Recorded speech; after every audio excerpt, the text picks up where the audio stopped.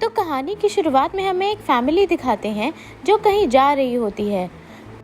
Actually में वो एक रिजॉर्ट में रहने जा रहे होते हैं। उस फैमिली में एक कपल होता है जिसमें लड़के का नाम होता है गाय और लड़की का नाम होता है प्रिस्का। उनके 2 बच्चे भी होते हैं जिनका नाम होता है मेडॉक्स और ट्रेंट। ये सब के सब उस रिजॉर्ट में जाते हैं। वो रिजॉर्ट बहुत ही सुंदर होता है और उसके पास एक बहुत ही सुंदर बीच होता है। अब वो फैमिली अपनी लास्ट वेकेशन में एज अ फैमिली आए हैं क्योंकि प्रिस्का और गाय का डिवोर्स होने वाला है। तो डिवोर्स से पहले वो अपने बच्चों को एक साथ हॉलिडे पर लेकर आए हैं। जब वो उस रिजॉर्ट में जाते हैं तो उनका वेलकम किया जाता है और उन्हें एक वेलकम ड्रिंक भी दी जाती है। वो यहाँ पर एक फैमिली से मिलते हैं जिसमें हस्बैंड, वाइफ, उसकी छोटी बच्ची और हस्बैंड की माँ आई होती है। एक्चुअली में वो हस्बैंड एक सर्जन होता है और उसकी वाइफ का नाम होता है क्रिस्टल। वो अपनी बेटी के साथ यहाँ पर छुट्टियाँ मनाने आए होते हैं। अब जब गाय, प्रिस्का और बच्चे बैठे होते हैं तो उस होटल का मैनेजर वहाँ पर आता है और उन लोगों को सजेस्ट करता है कि पास में ही एक बहुत ही सुंदर बीच है और उन लोगों को वहाँ पर घूमने जाना चाहिए। अब उस मैनेजर का एक नेफ्यू भी होता है जिसकी मेडॉक्स और ट्रेंट के साथ दोस्ती हो जाती है। वो एक गेम खेलते हैं जिसमें वो मैसेज डिकोड करके एक दूसरे को बताते हैं। उस गेम में होटल मैनेजर का नेफ्यू उनको एक कोडेड मैसेज भेजता है और उन लोगों को वो मैसेज डिकोड करना है। अब वो लोग उस बीच पर चले जाते हैं। वो लोग अपनी गाड़ी में घने जंगल से होते उस बीच पर पहुंच जाते हैं जो कि बहुत ही ज़्यादा खूबसूरत होता है। वहाँ पर पहले से ही एक कपल होता है। अब गाय और प्रिस्का को वहाँ पर बहुत सारी तरह तरह की चीज़ें मिलती हैं और वो ये देखकर तनाव में आ जाते हैं कि अगर कोई यहाँ पर आया था तो वो अपनी सारी चीज़ें यहाँ पर छोड़ के क्यों चला गया। अब जब गाय और प्रिस्का का बेटा वहाँ पर समुद्र में नहा रहा होता है तो उसे वहाँ पर एक डेड बॉडी मिलती है। उसको देखकर वो बहुत ज़्यादा डर जाता है। सब लोग देखते हैं कि वो डेड बॉडी एक लड़की की है। तभी वहाँ पर एक लड़का आता है और वो उन्हें बोलता है कि डेड बॉडी उसकी गर्लफ्रेंड की है और वो अपनी गर्लफ्रेंड को बहुत ही ज़्यादा देर से ढूंढ रहा था। तभी वहाँ पर सर्जन की वाइफ आती है और सर्जन को बोलती है कि उसकी मॉम को कुछ हो गया है। जब वो सारे जाते हैं वहाँ पर तो वो देखते हैं कि सर्जन की मॉम भी मर चुकी है और हैरानी की बात तो ये है कि सर्जन की मॉम की उम्र कई साल बढ़ चुकी थी। किसी को समझ नहीं आता कि ऐसा कैसे हो सकता है। अब जब सब लोगों का ध्यान सर्जन की मॉम की तरफ होता है तो वो लड़का भागने लगता है। सर्जन भी उसके पीछे भागता है क्योंकि उसको शक होता है कि उसी ने इन दोनों को मारा है। जब वो लोग भागने लगते हैं तो वो चट्टान के बीच में चले जाते हैं पर उन दोनों के सर में बहुत ही ज़ोर से दर्द होने लगता है और वो दोनों बेहोश हो जाते हैं।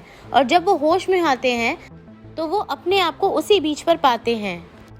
अब प्रिस्का देखती है कि उसके बच्चे वहाँ पर नहीं हैं और वो अपने बच्चों को ढूंढने लगती है। वो उस कपल से बात करती है जो कि वो पहले से ही वहाँ पर था। अब वो उन्हें बताता है कि वो उन्हीं के बच्चों से बात कर रहा है और जब वो देखती है तो वो शॉक्ड हो जाती है। थोड़ी ही देर में उसके बच्चे जवान हो चुके होते हैं।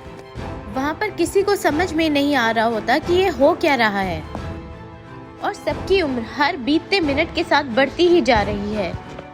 उनके चेहरे पर रिंकल्स आ चुके होते हैं और वो अपने आप को बहुत ही ज़्यादा थका हुआ और कमज़ोर महसूस करना शुरू कर देते हैं। अब वहाँ पर सर्जन की बेटी भी जवान हो चुकी होती है। सर्जन को उसी आदमी पर शक होता है जिसने अपनी गर्लफ्रेंड को मारा होता है कि ये सब कुछ उसी की वजह से हो रहा है। वो उसका नाम पूछता है। वो लड़का बताता है कि उसका नाम रैपर है। सर्जन उसको मुंह पे किसी चीज़ से मार देता है पर हैरानी की बात है कि उसका हाथ हटते ही दिखता है कि उसके मुंह पे कोई घाव ही नहीं है। उसका घाव भर चुका होता है और वो सबको बताता है कि उसकी कोई गलती नहीं है। वो तो सिर्फ इस बीच पर अपनी गर्लफ्रेंड के साथ घूमने के लिए आया था और अचानक से उसकी गर्लफ्रेंड गायब हो गई और उसकी डेड बॉडी उस छोटे बच्चे को मिल गई। अब वो लोगों को समझ आ चुका होता है कि इस बीच पर कुछ तो बहुत ही ज़्यादा गड़बड़ हो रहा है और वो कैलकुलेशन लगाना शुरू करते हैं। उनको समझ में आता है कि यहाँ पर बीतता हर आधा घंटा उनकी लाइफ के 1 साल के बराबर है। जैसे ही आधा घंटा बीतता है उनकी लाइफ का 1 साल बीत जाता है। अब वो कहते हैं कि अगर ये 24 घंटे में अगर इस बीच से बाहर नहीं निकले तो इन सब की मौत हो जाएगी क्योंकि उनकी उम्र 48 साल बढ़ जाएगी। अब वो लोग सोचते हैं कि इस बीच से बाहर कैसे निकले, किसी को कुछ भी समझ नहीं आ रहा। और उसी टाइम प्रिस्का के पेट में बहुत ज़ोर से दर्द होता है और वो बेहोश हो जाती है। अब वहाँ जो सर्जन होता है वो उसे चेक करता है और वो कहता है कि इसके पेट में कुछ तो गड़बड़ है। उसके पास एक नाइफ होता है, वो नाइफ से उसके पेट पर कट लगाता है, पर उसी टाइम उसके घाव भरने लगते हैं और वो कट ख़त्म हो जाता है। तभी जब वो दोबारा कट लगाता है तो सभी उसके पेट को पकड़ते हैं और वो सर्जन उसके पेट से एक स्टोन निकालता है। तभी प्रिस्का के घाव भर जाते हैं और वो दोबारा ठीक हो जाती है और होश में आ जाती है। अब वो जो वहाँ पर लड़का होता है वो अपनी गर्लफ्रेंड की डेड बॉडी को देखने के लिए जाता है, पर वो जब उसे देखता है तो वो बहुत ही ज़्यादा शॉक्ड हो जाता है क्योंकि उसकी गर्लफ्रेंड की बॉडी अब एक स्केलेटन बन चुकी है। वो सब लोग हिसाब लगाते हैं कि एक ह्यूमन बॉडी को स्केलेटन में चेंज होने के लिए कम से कम 7 साल लगते हैं। तो अब वो सब लोग हिसाब लगाते हैं कि उन्हें इस बीच पे आए हुए 3.5 घंटे हो चुके हैं, क्योंकि उस डेड बॉडी की उम्र भी 7 साल बढ़ चुकी है। अब वो सर्जन बहुत ही अजीब सा बिहेव करने लग जाता है।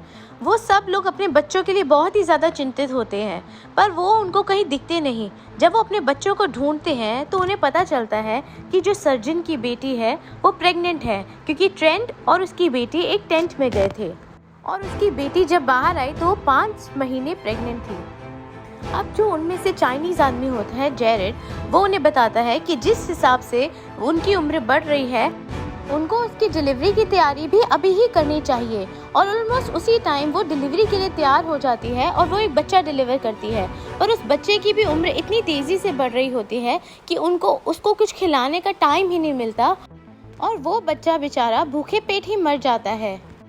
अब स्थिति और भी ख़राब हो जाती है।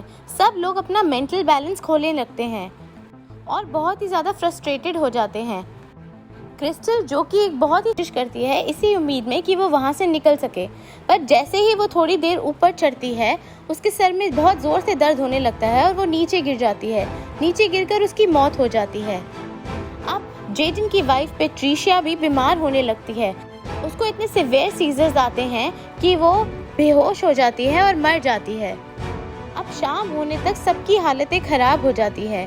प्रिस्का एक कान से डेफ हो चुकी है, गाय का विजन ब्लर हो जाता है और क्रिस्टल तो इतनी ज़्यादा बदसूरत हो जाती है कि वो कहीं और जाकर छुप जाती है। पर अब गाय और प्रिस्का के बीच में जो भी मनमुटाव थे वो सब निकल चुके थे। अब जो सर्जन था वो पागल हो चुका था और वो गाय पर हमला करके दोस्त ने, यानी उस रिजॉर्ट के मैनेजर के नेफ्यू ने उसे एक मैसेज दिया था डिकोड करने के लिए। वो उस मैसेज को अपने बैग से बाहर निकालता है और डिकोड करने लग जाता है। तब उसमें लिखा होता है कि my uncle don't like coral. इसका मतलब है कि वो कोरल रीफ पसंद नहीं करते। शायद इसी में कोई मैसेज हो, शायद उसके नेफ्यू को कोई आइडिया हो कि वो किस तरह से बाहर निकल सकते हैं। तो उनको लगता है ये कोरल रीफ ही उस आइलैंड की जो असर हो रहे हैं उन पर उसको रिवर्स कर सकता है। तो वो पानी में कूद जाते हैं और उस कोरल रीफ की तरफ जाते हैं। पर कोरल रीफ के बीचों बीच मैडिक्स की ड्रेस उस कोरल रीफ के एक प्लांट में अटक जाती है। उनकी सांस फूलने लगती है। और अब हमें नेक्स्ट सीन में दिखाते हैं एक आदमी जो उन सबको कैमरे से देख रहा था। वो ये सारी चीज़ें रिकॉर्ड कर रहा था, पर फिर भी उनकी हेल्प नहीं करता। अब वो अपने बॉस को फ़ोन करता है और उनको इन्फॉर्म करता है कि यहाँ पर आइलैंड में आए हुए सभी लोगों की मौत हो चुकी है। फिर वो अपने ऑफिस में जाता है जो कि एक रिसर्च लैब है वॉरेन एंड वॉरेन कंपनी की। अब हमें दिखाते हैं कि वॉरेन कंपनी उस बीच को अपने लैब की तरह यूज़ कर रही है और उन सभी आए रिजॉर्ट के लोगों को अपने लैब रैट्स की तरह। वो कंपनी स्पेशली उन्हीं लोगों को चुनती है जो कि बीमार होते हैं। उन लोगों को वो उनकी बीमारी की दवाई देती है और उस बीच पर भेज देती है जहाँ पर लोगों की उम्र बढ़ने लगती है। ऐसे उनको उनके टेस्ट रिजल्ट्स एक ही दिन में मिल जाते हैं, जो कि अगर वो नॉर्मल तरीके से ले तो उसमें कई साल लग जाते हैं। इससे उनकी दवाई बनाने की प्रोसेस कई गुना जल्दी हो जाती है और वो सोचते हैं कि कुछ लोगों की कुर्बानी देने में बहुत सारे लोगों का फ़ायदा है जिनको वो दवाई बनाकर सेव कर सकते हैं। एटलीस्ट उनके लिए उस रिजॉर्ट पर फिर कोई गेस्ट्स आए हैं। पर वो गेस्ट जैसे ही वो दवाई पीने लगते हैं, ट्रेंट और मैडॉक्स वहाँ पर आ जाते हैं उस पुलिस ऑफिसर को लेकर, और वो वहाँ पर सब कुछ सील कर देता है, उन लोगों को पकड़ लेता है। मीडिया पर भी ये न्यूज़ फैल जाती है। ट्रेंट और मैडॉक्स अपने फ्रेंड को थैंक यू करते हैं क्योंकि उन्हीं की वजह से वो आज बच पाए और रियल वर्ल्ड में आ सके। अब उन दोनों को उनके घर भेज दिया जाता है। यहीं पर कहानी ख़त्म हो जाती है। दोस्तों, अगर आपको ये वीडियो पसंद आई हो तो ज़रूर लाइक करें और हमारे चैनल को ज़रूर सब्सक्राइब करें।